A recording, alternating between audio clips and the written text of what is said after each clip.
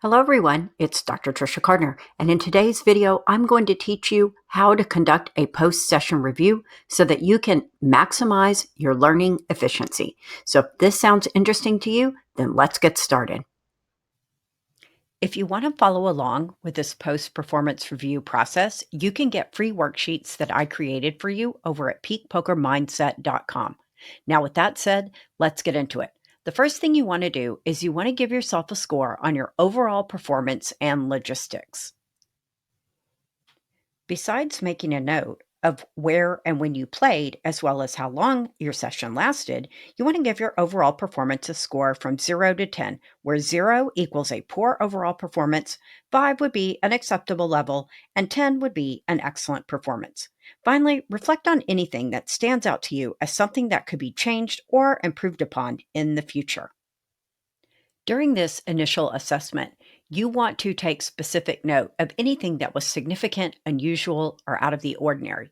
Also, make a detailed note about what your specific results were for this particular session, tournament, or performance. Now it's time to go a little bit deeper and dive into the good, the bad, and dare I say, the potentially ugly. It's important to take notes on what went well today.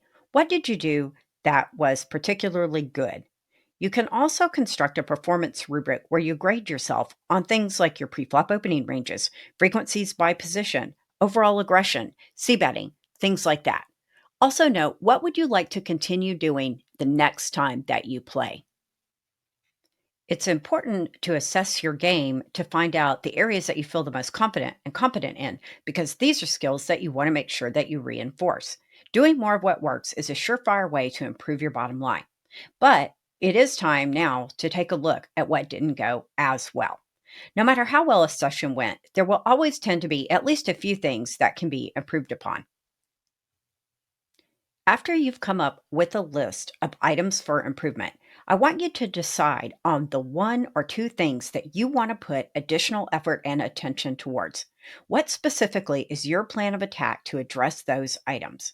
Coming up with a clear plan for improvement will get you results much faster than a wishy washy statement like, I'll work on my opening ranges. What specifically will you do to work on those ranges? Now it's time to rate your mental game.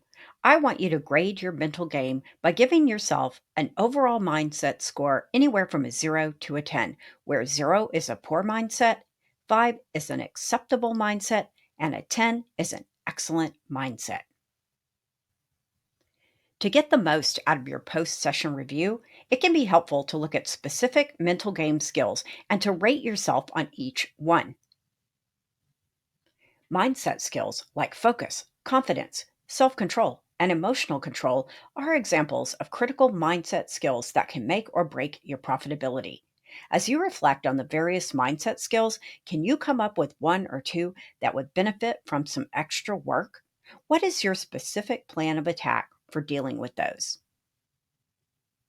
The fourth step of the post session performance review requires that you rate your energy. Energy management plays a much larger role in performance than many of us would like to believe. It can be hard to focus when our energy is off.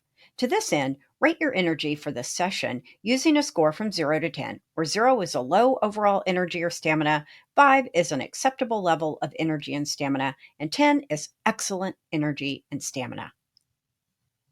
To get the most out of your review, you'll want to look at specific areas. Were you sluggish or energized? Did you feel anxious or calm, cool, and collected? Did you get especially fatigued at any point during your session? It's important to have specific things that you are going to look at and assess so that you can work to come up with some solutions.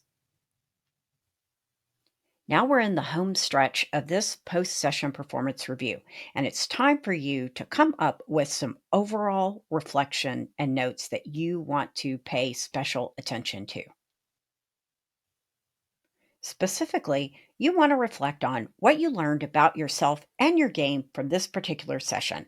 Also, think about whether there's anything else you should make note of that could be especially valuable to you going forward.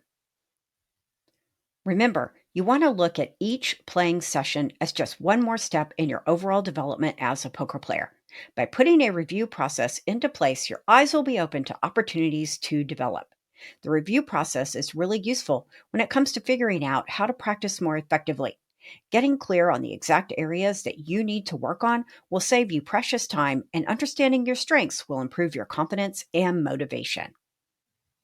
In order to help you conduct your post session reviews, I've created some downloadable worksheets that you can download at peakpokermindset.com. So I hope that you'll get those and you'll implement a process for conducting your own post session reviews. Until next time, this has been Dr. Tricia Cardner, and I hope you keep working on that mindset.